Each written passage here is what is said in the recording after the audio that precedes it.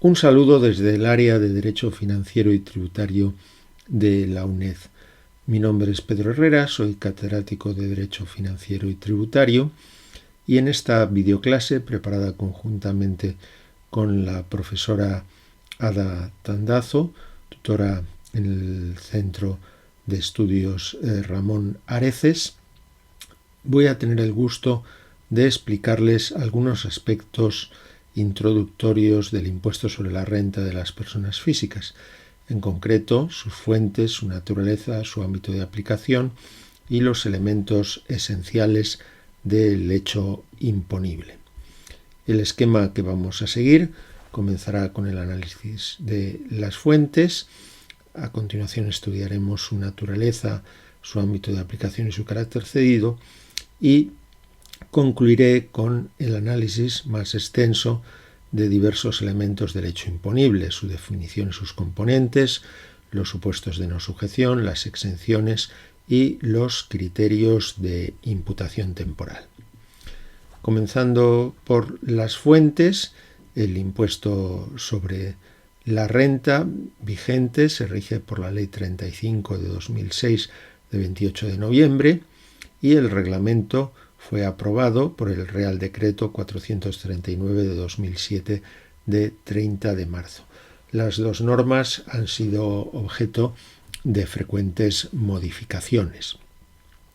Nos resulta interesante conocer la estructura de la ley, porque la planta o el plano de la ley del impuesto sobre la renta está dotada de cierta complejidad y a la hora de resolver un caso práctico o un supuesto real que nos ocupe, es muy importante saber manejarse a lo largo de su articulado. La ley está compuesta de un título preliminar, otros 13 títulos y diversas disposiciones adicionales, transitorias y finales. El título preliminar se ocupa de la naturaleza, el objeto y el ámbito de aplicación, son algunas de las cuestiones que vamos a estudiar hoy, y el título primero de la sujeción al impuesto y los aspectos materiales, personales y temporales. Esos artículos 6 a 14 también los estudiaremos en esta sesión. Pero si analizamos el resto de la ley, vemos que su estructura presenta una sistemática algo deficiente. Los títulos en los que se estructura la ley, para empezar, tienen una extensión completamente irregular. Así, el título segundo, denominado Determinación de la renta sometida a gravamen, solo consta de un artículo de carácter introductorio, mientras que en el título tercero, Determinación de la base imponible, artículos 16 a 49, es donde vamos a encontrar el núcleo de la regulación que nos ocupará la mayor parte de estas videoclases. En ese título tercero es donde se van a regular los diversos componentes de la renta, los rendimientos del trabajo, del capital mobiliario e inmobiliario, de actividades económicas y las ganancias y pérdidas patrimoniales. Curiosamente, hay otros componentes de la renta, como las rentas imputadas por segunda vivienda no arrendada o los llamados derechos de imagen, que constituyen algo parecido a un complemento a los rendimientos del trabajo, en el caso de personas como deportistas que perciben una importante retribución y han intentado disminuir su carga fiscal. Bueno, les decía que esas figuras aparecen reguladas en el título 10, regímenes especiales, cuando es dudoso que podamos hablar de auténticos regímenes especiales. El título cuarto se ocupa de la base liquidable, es decir, diversas reducciones que por motivos distintos, algunos de justicia y otros de política económica, pueden aplicarse sobre la base imponible, aunque en realidad hay que tener en cuenta que existen dos bases imponibles, la base imponible general y la base imponible del ahorro, y por consiguiente las reducciones pues operarán sobre una u otra, en principio sobre la base imponible general, y el remanente se trasladará a la base imponible del ahorro con ciertos requisitos. El título quinto lleva por nombre la adecuación del impuesto a las circunstancias personales y familiares del contribuyente. Aquí vamos a estudiar los llamados mínimos personales y familiares, que responden a la idea de que las cantidades necesarias para la subsistencia con una mínima dignidad del contribuyente y de las personas que de él dependen no deben tributar. Si bien no estamos ante auténticos mínimos, en el sentido de que no son rentas exentas ni reducciones, sino que se establece una compleja regulación que equivale a deducciones de la cuota. A continuación, los títulos sexto y séptimo se ocupan de la aplicación de los tipos de gravamen a la base imponible general y a la base imponible del ahorro. Tenemos dos títulos porque el impuesto se encuentra parcialmente cedido a las comunidades autónomas y, por tanto, aunque finalmente el contribuyente ingresa una cantidad única, sin embargo, habrá que calcular de manera separada la cuota estatal y la cuota autonómica. El título octavo se ocupa de la cuota diferencial, que resultará de aplicar determinadas deducciones. El título noveno de la tributación familiar. En realidad, aquí sí que estamos ante un régimen especial, pues la llamada tributación familiar se refiere a la opción por la tributación conjunta, que puede ser interesante para los contribuyentes como mecanismo para reducir, mecanismo legal para reducir su carga tributaria cuando uno de ellos apenas obtenga rendimientos. El título décimo lleva por nombre regímenes especiales. Ya sabemos que aquí vamos a encontrar las rentas imputadas y determinados derechos de imagen.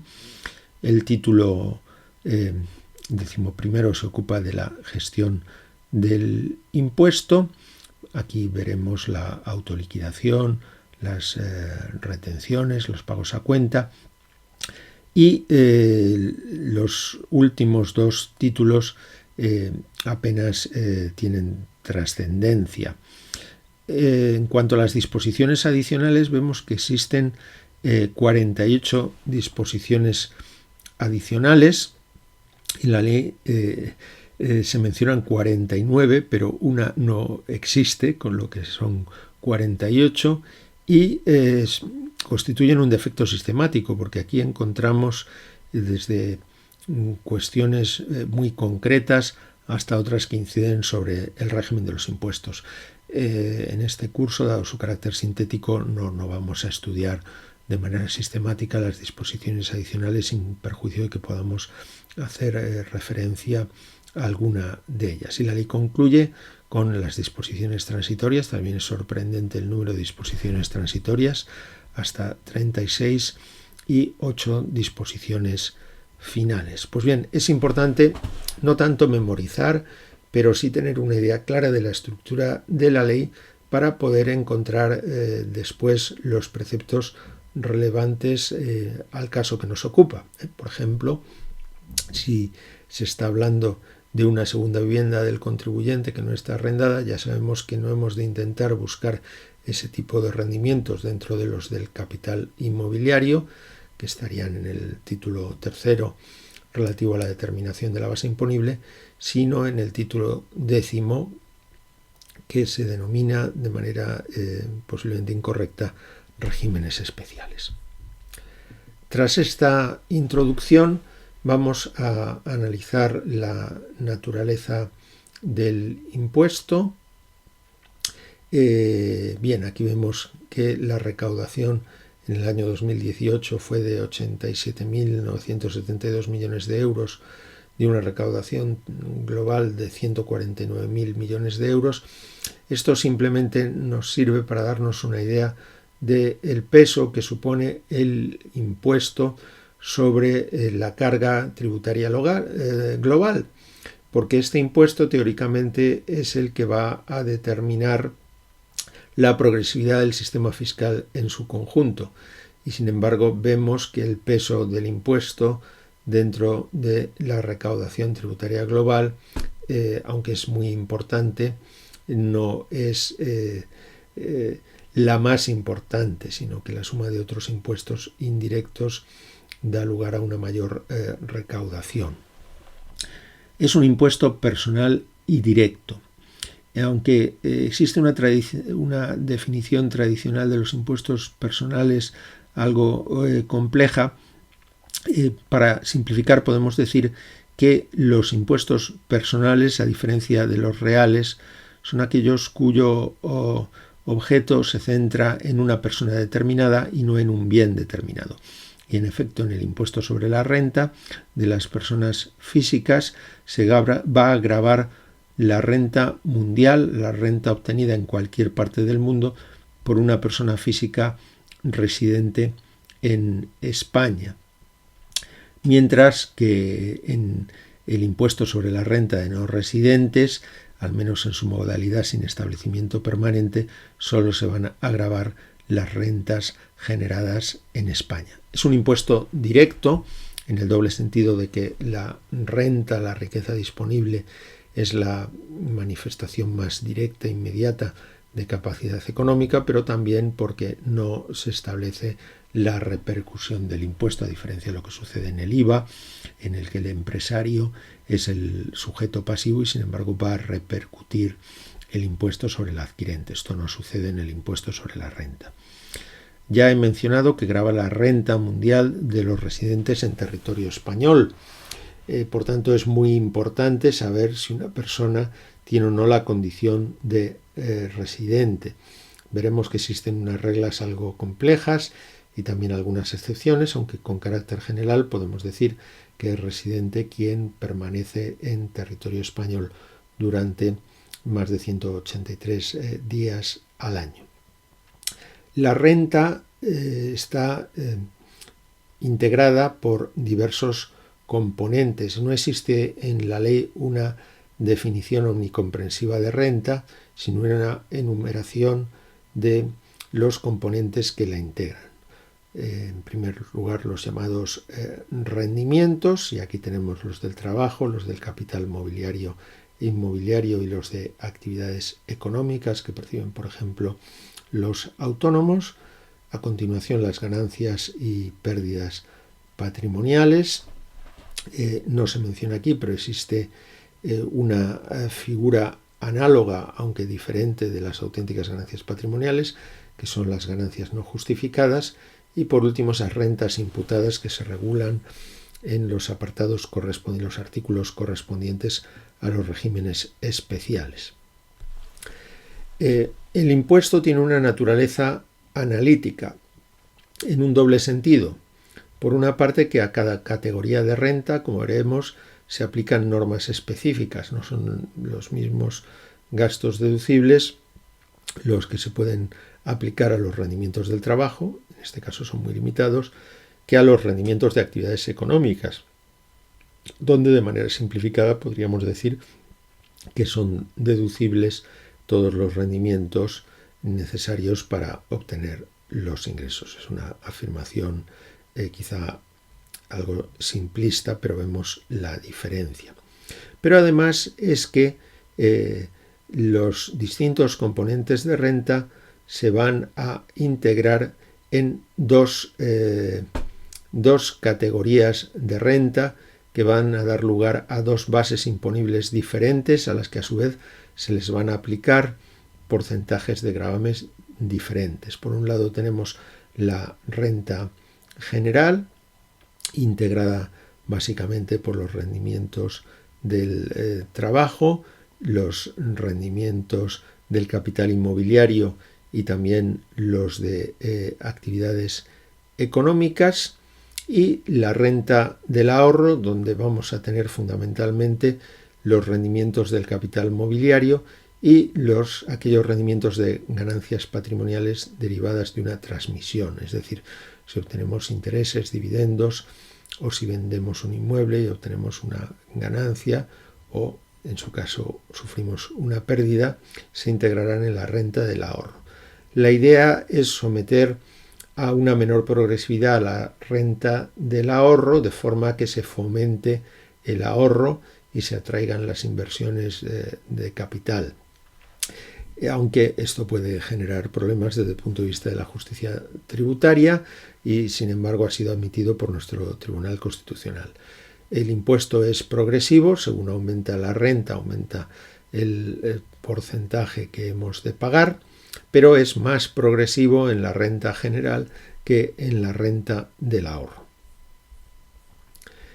¿Cuál es el ámbito de aplicación del impuesto? El impuesto se aplica en todo el territorio español, así lo indica el artículo 4, párrafo primero de la ley, pero existen regímenes especiales de concierto y convenio en los territorios forales vascos y en Navarra, es decir, en Álava, Guipúzcoa, Vizcaya y en Navarra no se aplica el impuesto sobre la renta que vamos a estudiar aquí, sino sus propios impuestos sobre la renta forales, aprobados por norma foral en cada uno de los 3 territorios vascos y por ley foral en Navarra.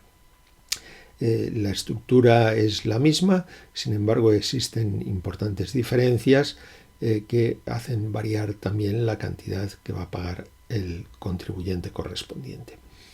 Tenemos normas especiales para Canarias, Ceuta y Melilla, normas para fomentar la inversión en Canarias y una deducción de la cuota que va a reducir de manera importante la cantidad a pagar en el caso de Ceuta y Melilla, para tener en cuenta las circunstancias especiales de su carácter geográfico. Nos dice el artículo 11A de la Ley Orgánica de Financiación de las Comunidades Autónomas que el impuesto está parcialmente cedido al 50% a las comunidades autónomas. Sin embargo, esta frase hay que interpretarla. Lo que sucede es que cuando se cede inicialmente el impuesto a las comunidades autónomas, las tarifas se dividen en 2 y la mitad corresponde al Estado y la otra mitad a la comunidad autónoma en la que resida el respectivo contribuyente. Sin embargo, puesto que se establecen competencias normativas a las comunidades autónomas para variar los tipos de gravamen que se aplican a la cuota autonómica, esto supone que según se han ejercido esas facultades, en realidad el contribuyente ya no va a pagar el 50% al Estado y el 50% a las comunidades autónomas, sino que esa proporción puede variar según la comunidad autónoma haya incrementado o disminuido sus tipos de gravamen o establecido bonificaciones o modificado los mínimos autonómicos. Como insisto en esta idea, las comunidades autónomas, a través de las leyes aprobadas por sus parlamentos, tienen competencias normativas sobre la parte autonómica del impuesto, pueden regular los mínimos, la tarifa y determinadas deducciones, y lo que no tienen son competencias de gestión. La gestión del impuesto, como se establece en la Ley 22 de 2009, que regula la financiación de las comunidades autónomas de régimen común, no prevé cesión de competencias. La gestión la va a desarrollar exclusivamente la Agencia Tributaria Estatal. Veamos ahora cuál es el hecho imponible, su definición y sus componentes. El hecho imponible se define de manera quizá excesivamente genérica como la obtención de renta durante el periodo impositivo, artículo 6, párrafo primero. Ese periodo impositivo, por regla general, va a ser el año natural, de 1 de enero a 31 de diciembre, salvo en los llamados periodos impositivos cortos, que se producen cuando el contribuyente fallece a lo largo del periodo, en cuyo caso el periodo impositivo corto irá desde el 1 de enero hasta el día del fallecimiento del contribuyente y, lógicamente, serán sus herederos quienes deberán presentar la autoliquidación y pagar el impuesto. Bien, ¿cuáles son las fuentes de renta? Ya lo hemos indicado, pero vamos a repasarlo. Tenemos, por una parte, los rendimientos del trabajo. Son rendimientos del trabajo dependiente. Pues una persona con un contrato de trabajo lo que obtiene son rendimientos del trabajo. Los rendimientos que proceden del capital, bien mobiliario, como dividendos e intereses, entre otros, y del inmobiliario, por ejemplo, los rendimientos que proceden de un piso del que soy propietario y he alquilado. Tenemos después los rendimientos de actividades económicas, bien empresariales o profesionales. Por ejemplo, un abogado que trabaja como autónomo va a percibir este tipo de rendimientos. Las ganancias y pérdidas de patrimonio, que generalmente derivarán de la transmisión de un bien y constituirán la diferencia entre el valor de enajenación y el de adquisición, aunque existen otras ganancias, por ejemplo, las que derivan de un premio de un concurso de televisión, pues no proceden de una transmisión, sin embargo también tributan como ganancias de patrimonio. En cuanto a los premios de lotería, se someten a un gravamen especial regulado también dentro del impuesto con determinadas cantidades exentas y que opera como retención en la fuente en el momento de cobrar el premio, de tal manera que no hemos de incluirlas en la declaración del impuesto sobre la renta. Tenemos también esas ganancias de patrimonio no justificadas, que en realidad son un instrumento de lucha contra el fraude. Imaginemos un contribuyente que declara una renta muy pequeña y al que, sin embargo, la administración descubre unas propiedades muy valiosas que no puede justificar su adquisición con la renta que ha venido declarando. Bien, pues en este caso se va a entender que esas ganancias no justificadas son renta imputable al periodo respecto del cual la administración tiene constancia de que ya existían esos bienes. Lo estudiaremos más adelante. Tenemos además esas imputaciones de renta, de las que destacan un porcentaje del valor catastral que hay que declarar por la segunda vivienda cuando no esté arrendada. Podemos preguntarnos por qué. Bueno, pues existen distintas explicaciones. Podríamos pensar que si además de ser propietario de mi vivienda, soy propietario de una segunda vivienda que utilizo en los fines de semana y las vacaciones, en realidad estoy percibiendo una especie de retribución en especie de mi propio patrimonio, puesto que me ahorro los gastos de tener que alquilar un hotel. Otra explicación estaría en entender que el legislador quiere desincentivar que existan viviendas no arrendadas, desocupadas o ocupadas solo temporalmente por su propietario. También una modalidad especial de derechos de imagen se configuran como renta imputada, y aunque la regulación se establece en términos genéricos, en realidad esta fue una reacción del legislador frente a determinados mecanismos utilizados por los clubes de fútbol y sus correspondientes jugadores para reducir la tributación. Lo veremos más adelante.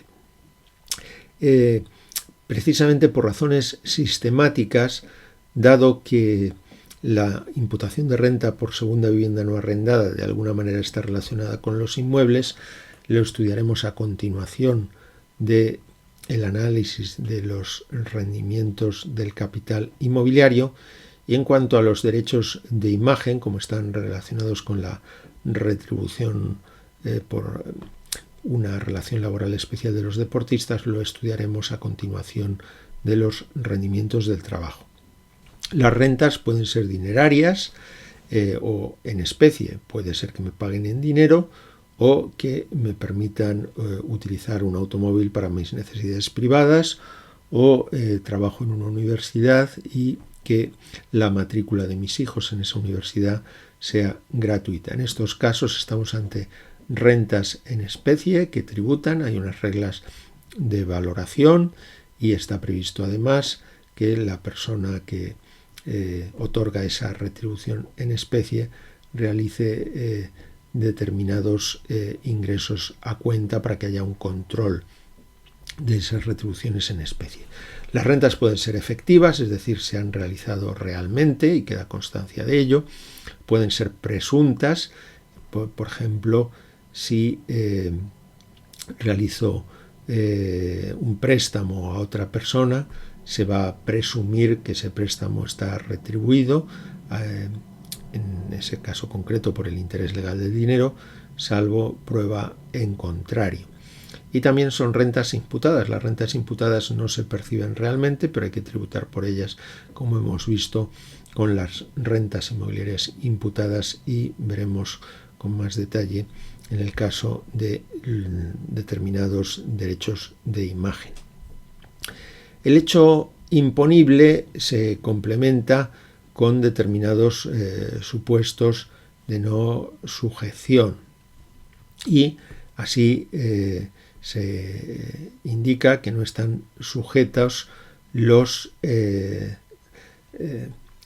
las percepciones que lo están al impuesto sobre sucesiones y donaciones. Si percibo una herencia o percibo una donación, pagaré el impuesto sobre sucesiones y donaciones, pero no el impuesto sobre la renta. Y también sucede con determinados seguros de vida. Así, las prestaciones derivadas de seguros de vida no van a quedar sujetas al impuesto sobre la renta de las personas físicas, sino al impuesto sobre sucesiones y donaciones cuando se perciban como consecuencia del fallecimiento del tomador en los seguros individuales o del asegurado en los seguros colectivos.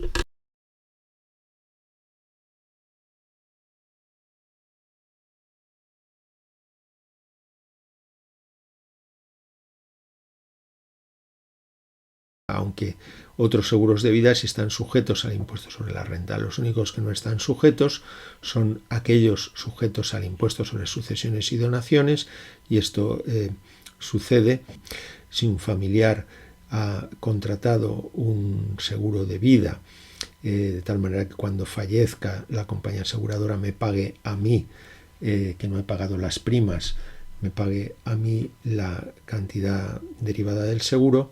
Esa operación tributará por el impuesto sobre sucesiones y por tanto no estará sujeta al impuesto sobre la renta de las personas físicas. Además, existen otros supuestos de no sujeción que no están regulados en los artículos del impuesto relativos al hecho imponible y que se refieren, por ejemplo, a determinadas retribuciones en especie, por ejemplo, hasta cierta cantidad los vales comida. Entramos ahora en una materia regulada con mucho detalle, que son las exenciones. Tenemos un enorme número de exenciones en el artículo 7 de la ley, pero existen otras exenciones que, debido a esa sistemática algo, mejorable de la ley, se regulan en otros títulos del impuesto, en particular los que se refieren a los componentes de la renta, las ganancias de patrimonio, por ejemplo. Bien, en cuanto al artículo 7, digamos, es una mera enumeración de exenciones sin ningún orden especial, y para facilitar el estudio las hemos agrupado en esta videoclase atendiendo a la finalidad. Así tenemos, en primer término, exenciones que se justifican porque se refieren a determinadas prestaciones derivadas de daños personales especialmente graves. Esos daños personales especialmente graves lógicamente van a limitar la capacidad económica y por consiguiente parece justo que se declare la exención de las correspondientes prestaciones. Este es el caso de las indemnizaciones por responsabilidad civil por daños personales en la cuantía legal o judicialmente reconocida. También por seguros de accidente, aunque en este caso pues la parte exenta se limitará a las cuantías previstas para daños en accidentes de circulación. Fíjense que se habla de daños personales, por tanto, pueden ser tanto daños físicos como daños psíquicos o incluso daños morales. Por ejemplo, una indemnización que se condena a pagar a una persona por haber lesionado el derecho al honor de quien la percibe. No es un daño físico, pero sí es un daño personal y por tanto estará exento siempre que exista ese reconocimiento judicial. Algo semejante es lo que sucede en el artículo 7Q con las indemnizaciones de administraciones públicas por daños personales como consecuencia del funcionamiento de los servicios públicos. Bien, por ejemplo, cerca del lugar donde trabajo, la calzada está en mal estado y es posible que una persona se resbale, sufra un accidente, pues se recibe una indemnización de la correspondiente administración pública. Esta estaría exenta. Bueno, aquí podemos utilizar una pequeña regla mnemotécnica, si me permiten la broma, y es que el primero está en el artículo 7D y el segundo en el artículo 7Q, y si ven la D y la Q, si pusiéramos un espejo, constituyen un reflejo la una de la otra. Siguiendo con esas prestaciones derivadas de daños personales especialmente graves, tenemos las prestaciones de la Seguridad Social o las mutualidades que la sustituyan, por ejemplo, la Mutualidad General de la Abogacía, pero solo por situaciones de incapacidad permanente absoluta o gran invalidez. La incapacidad permanente absoluta impide realizar cualquier trabajo y la gran invalidez además supone que voy a necesitar cuidados de una tercera persona. Por ejemplo, la incapacidad total no estaría exenta, ¿no? Porque es una incapacidad para realizar todas las actividades de mi trabajo habitual, pero no es una incapacidad permanente absoluta. También en este caso es fácil porque hemos hablado del 7F y a continuación tenemos el 7G. Las pensiones equivalentes a las anteriores satisfechas a los funcionarios por el régimen de clases pasivas. En el caso de los funcionarios no se aplica el régimen de la Seguridad Social, sino el régimen de clases pasivas, y la calificación de los supuestos de incapacidad es distinta, pero cuando sean equivalentes a estos que hemos visto, incapacidad permanente absoluta o gran invalidez, la pensión también estará exenta. Para concluir con esas exenciones relacionadas con prestaciones derivadas de daños personales especialmente graves, tenemos las ayudas a enfermos de hepatitis C como consecuencia del tratamiento sanitario público, por ejemplo, como consecuencia de una transfusión de sangre. Una persona contrajo la hepatitis C y recibió unas ayudas públicas, pues estas están exentas. Algo semejante sucede con las ayudas percibidas por enfermos de SIDA, reguladas en ese Real Decreto Ley 9 de 1993, y las prestaciones públicas extraordinarias por actos de terrorismo.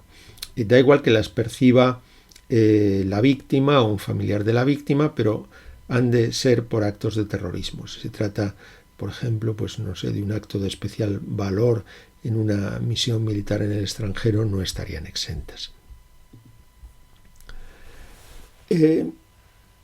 Bien, tenemos también las pensiones por lesiones o mutilaciones de la Guerra Civil Española del año 36, probablemente simplemente por edad pues quedarán menos personas que puedan disfrutar de estas pensiones, pero aquellas que puedan pues disfrutarán de la exención.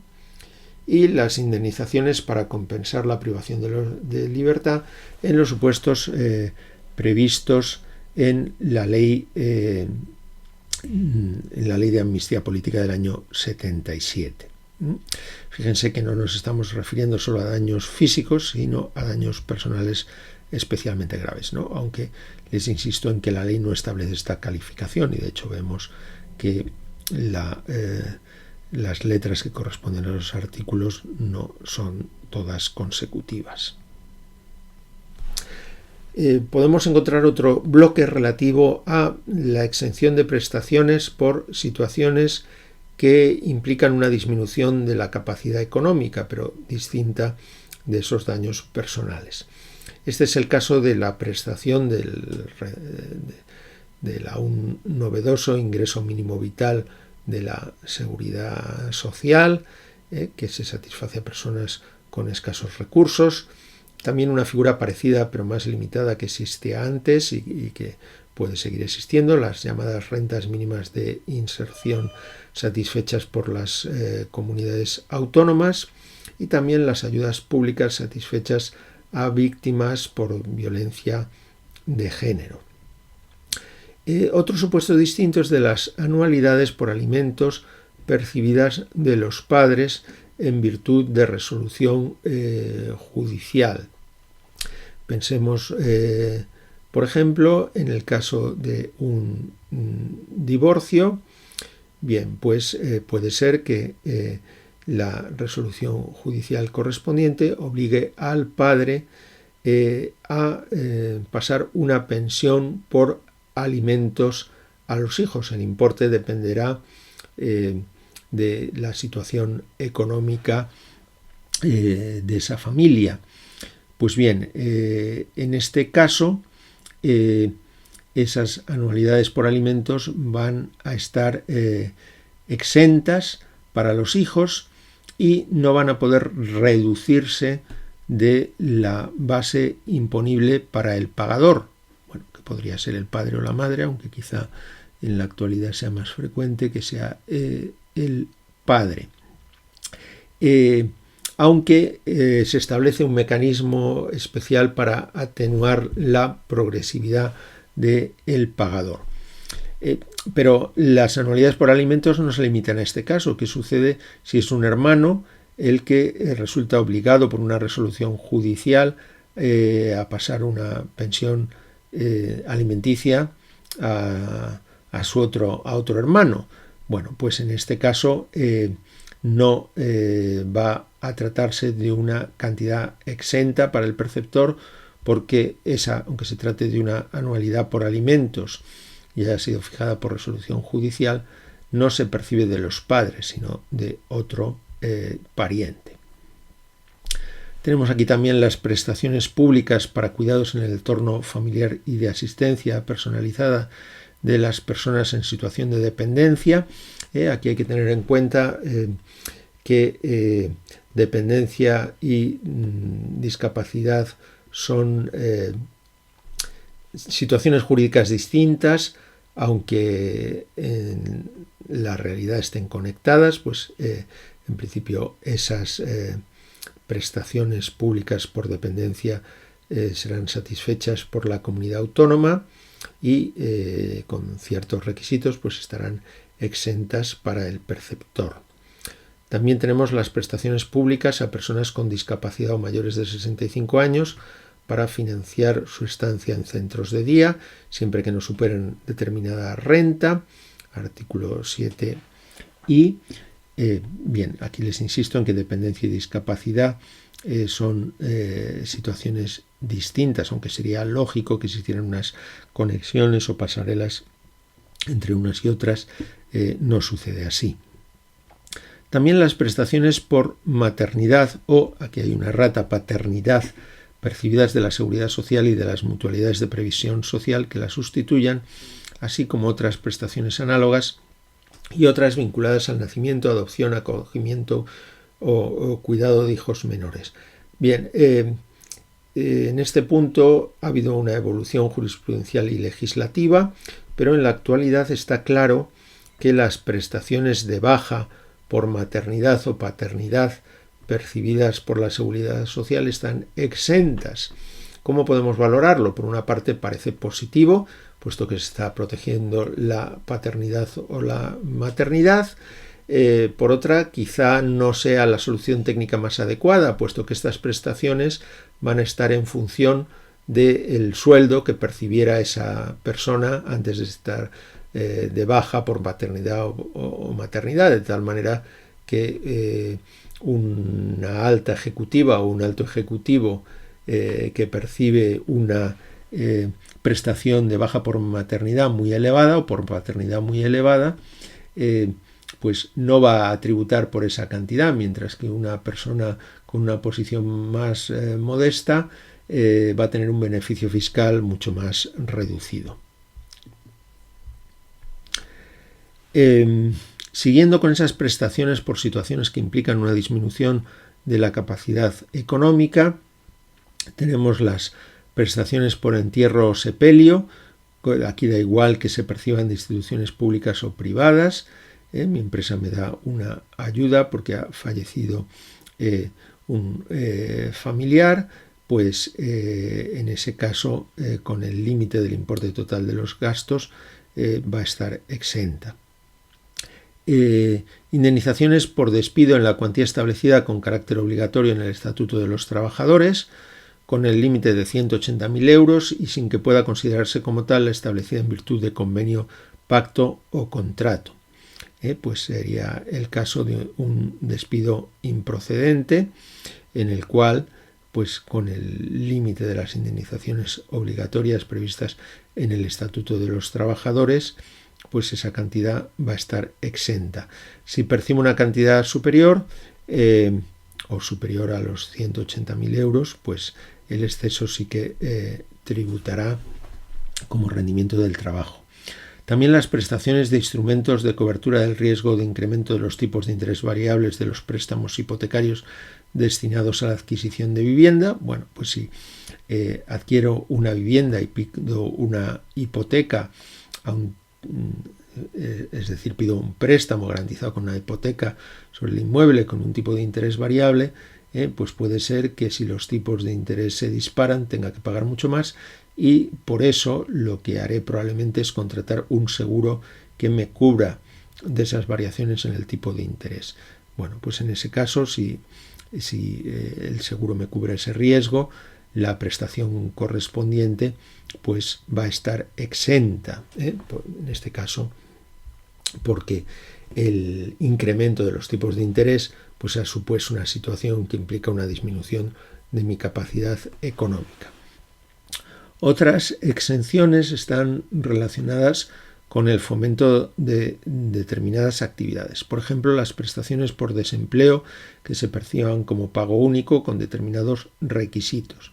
Bien, pues si percibo una prestación por desempleo, puedo optar, en lugar de irla recibiendo poco a poco, de percibir un único pago con el compromiso de autoemplearme. Bien, pues en ese caso, si cumplo todos los requisitos y mantengo el negocio durante el tiempo previsto, pues esa prestación por desempleo que percibo mediante un pago único va a estar exenta. ¿Por qué? Porque se está fomentando el autoempleo.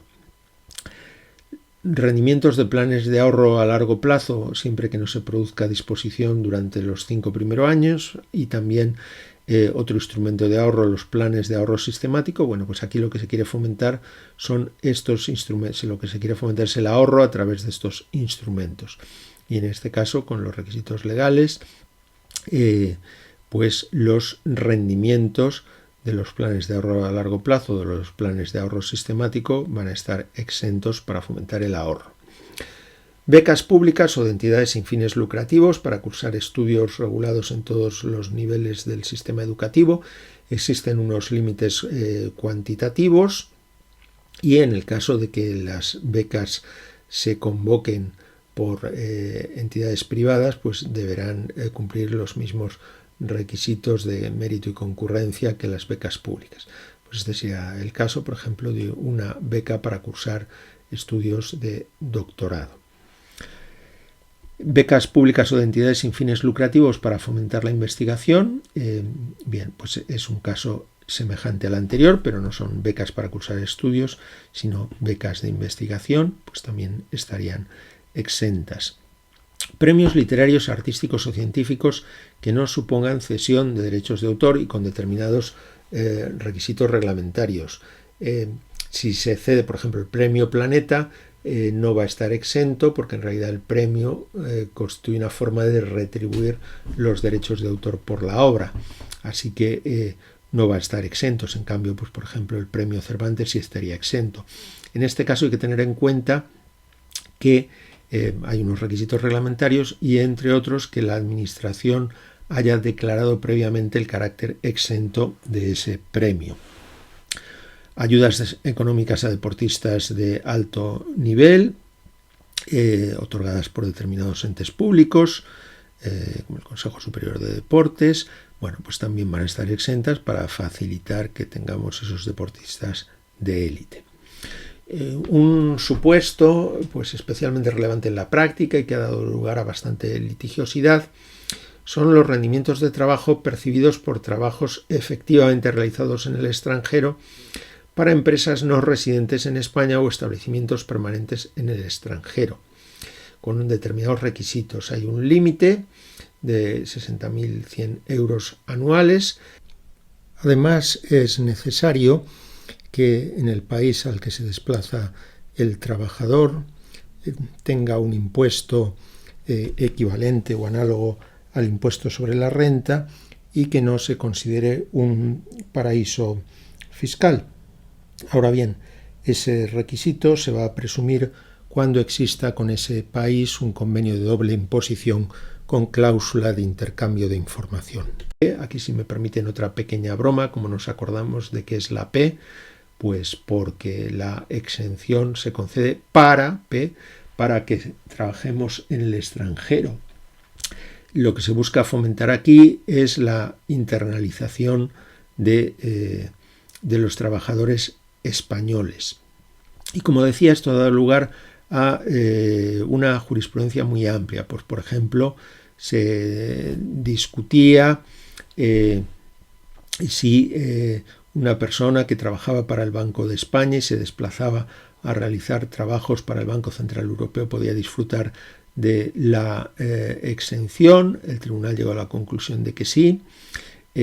También se discutía si en el caso de que fueran viajes de ida y vuelta breves, pues había que se podía disfrutar de la exención. El Tribunal Supremo ha llegado a la conclusión de que también.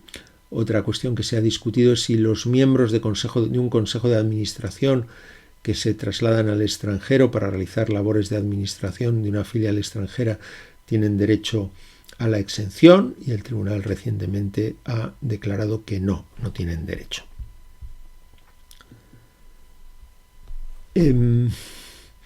Más exenciones relacionadas con el fomento de determinadas actividades. Gratificaciones extraordinarias satisfechas por el Estado por la participación en misiones internacionales de paz o misiones humanitarias. Rendimientos derivados de un plan de pensiones constituido por aportaciones a favor de una persona con discapacidad, con determinados límites, 3 veces el importe anual del indicador público de renta de efectos múltiples, conocido como el IPREM, y aquí tienen cuál era el importe para el año 2019 para que se hagan una idea. Bien, ¿de qué se trata? Pues si un familiar mío sufre de una discapacidad, por ejemplo un hijo, pues los padres tendrán interés en buscar establecer algún mecanismo económico que garantice los cuidados de ese hijo cuando ellos falten. Bien, pues una de las fórmulas es constituir un plan de pensiones en favor de esa persona y se realizan aportaciones. Bueno, pues en este caso es razonable que se disfrute de una exención. Algo semejante sucede con otro instrumento, las aportaciones a un patrimonio protegido de personas con discapacidad, que van a tributar como rendimiento del trabajo esas aportaciones, pero vamos a tener esa exención que antes mencionábamos. También las prestaciones públicas por acogimiento de personas con incapacidad mayores de 65 años o menores van a disfrutar de exención. Bien, con esto concluimos el análisis de las exenciones y vamos a examinar el hecho imponible, el periodo impositivo y el devengo del impuesto. La regla general, como ya les he anticipado, está regulada en el artículo 12. El periodo impositivo va a ser el año natural, es decir, va a tributar toda la renta que obtenga durante el año natural, y el devengo tendrá lugar el 31 de diciembre, es el momento en el que nace la obligación de pago, aunque la declaración la presentaré posteriormente, la presentaré entre abril y junio del año siguiente al devengo. Pueden darse también periodos impositivos cortos solo en un caso, en el caso del fallecimiento de una persona, en una fecha distinta del 31 de diciembre, y en este caso ese periodo impositivo estará constituido por el tiempo transcurrido desde el 1 de enero hasta la fecha del fallecimiento. Y en el próximo plazo para presentar la declaración, pues serán los herederos los que deban de presentar la correspondiente declaración del impuesto. En un vídeo posterior, el profesor Gerardo Menéndez se ocupará de manera monográfica de los criterios de imputación temporal, cuestión relacionada íntimamente con el periodo impositivo. Muchas gracias.